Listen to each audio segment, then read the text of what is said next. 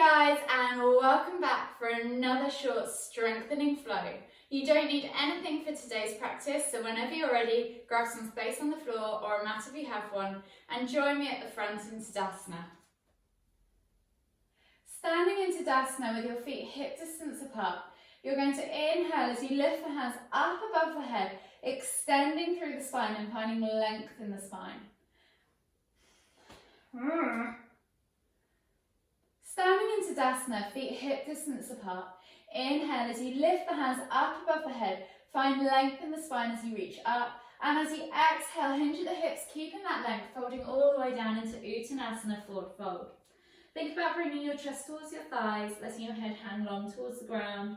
We're here for 3 breaths, so if you want to take ragdoll, hold opposite hand with opposite elbow, or clasp behind the back of the calves and bring the chest deeper into the stretch, you're more than welcome.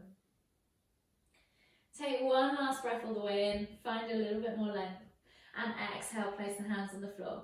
Option here is to step or hop back to plank. If you're going to hop, inhale to lift the feet off the heels off the floor and bring the knees up in towards the chest. And as you exhale, hop back and catch in plank. From here, we're going to lift opposite leg and opposite arm. Option to do this from a kneeling plank position, and then you're going to exhale as you place the hand and the foot back down, take a press back up, and then lift the alternate opposite leg and opposite arm. Place the hand and foot back down, take another press, and then push back to dolphin pose.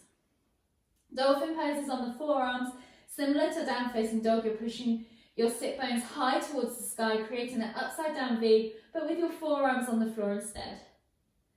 Take a nice deep breath in as you come back up to plank, and we'll do that again. So inhale to lift opposite leg, opposite arm, take a press, come back up, alternate opposite leg, opposite arm, take a press, come back up, and press back to dolphin pose again.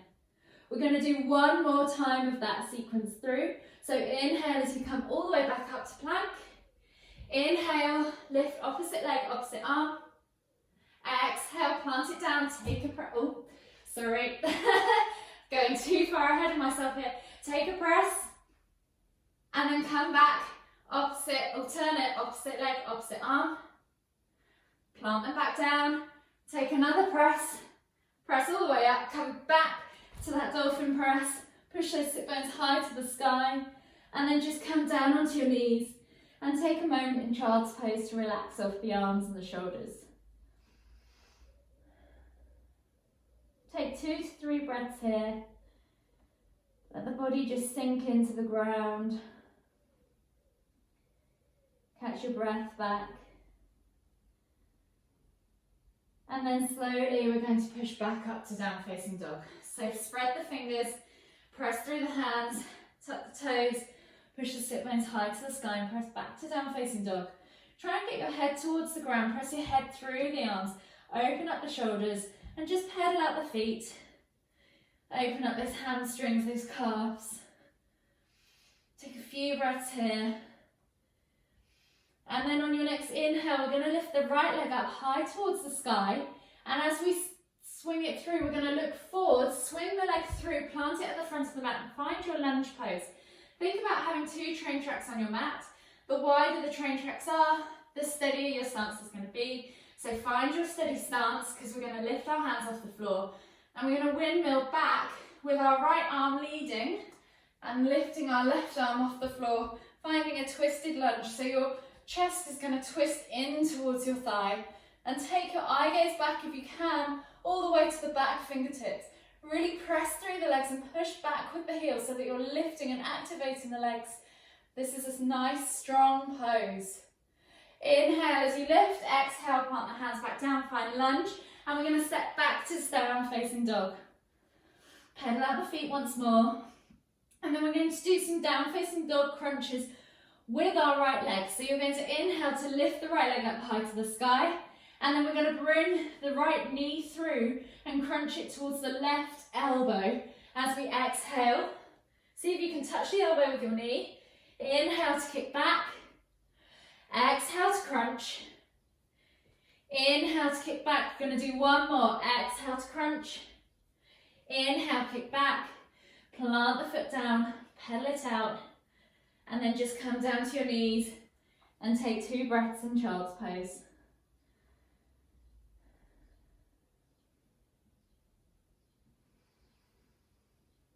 When you've taken those 2 breaths, slowly inhale to come back up, tuck the toes, exhale, press back to down facing dog, and we'll do the other side. So just pedal out the feet again, see if you can get those heels even closer to the floor this time. And then inhale to lift the left leg up, this time high to the sky. We're going to find that lunge pose again. So as you look forward, swing the leg through, plant it between the feet, find your steady stance, remember those train tracks.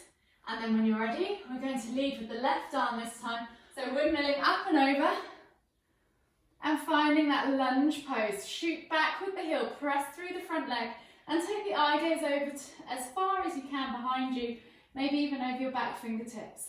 Take a nice deep breath in and then windmill the arms back down. As you inhale, exhale, place them on the floor, find your lunge position. Step back to down facing dog. Pedal it out once more, and then we're going to do those crunches, but with the left leg this time. So inhale, lift the left leg up high to the sky, and we're going to bring the left knee to the right elbow. So crunch as you exhale. See if you can touch the elbow with the knee. Inhale, kick back. Exhale, crunch. Inhale, kick back. Last one. Exhale, crunch. Inhale, kick back. Plant the foot down, pedal it out. And then just slowly come to your knees and just take a breath in child's pose or 2.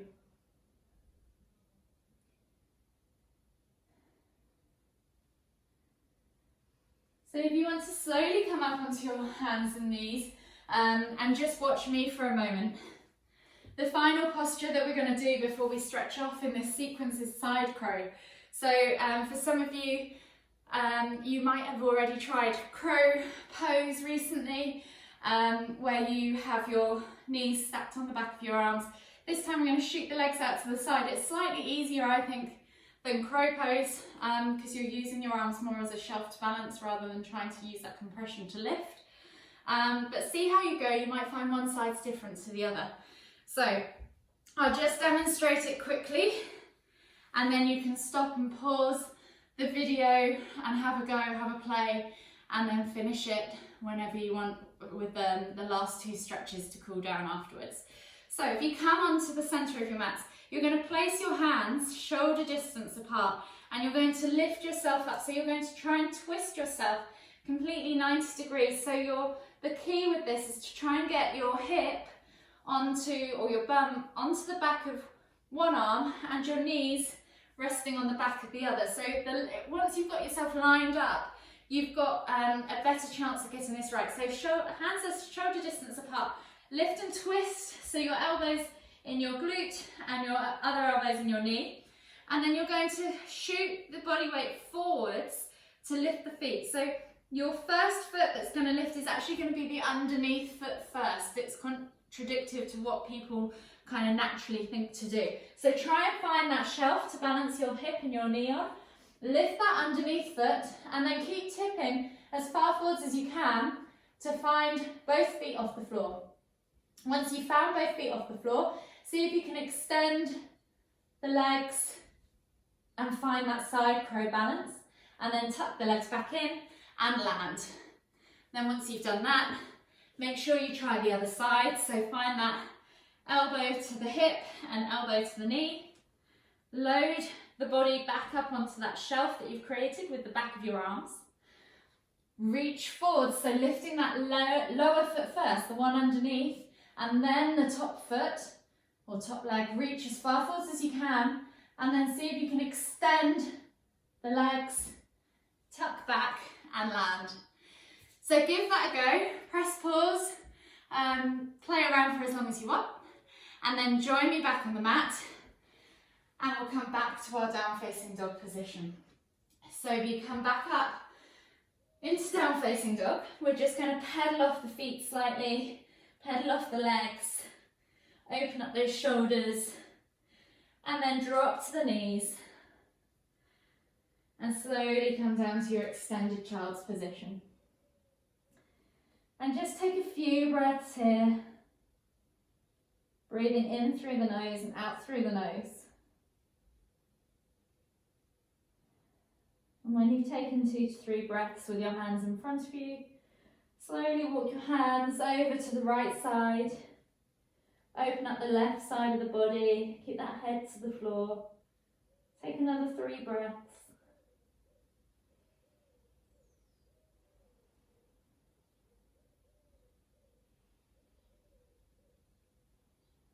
And then again, walk the hands all the way back to centre. Keep going all the way over to the left. Keep that head on the floor. Open up the right side of the body this time. Take another 3 breaths.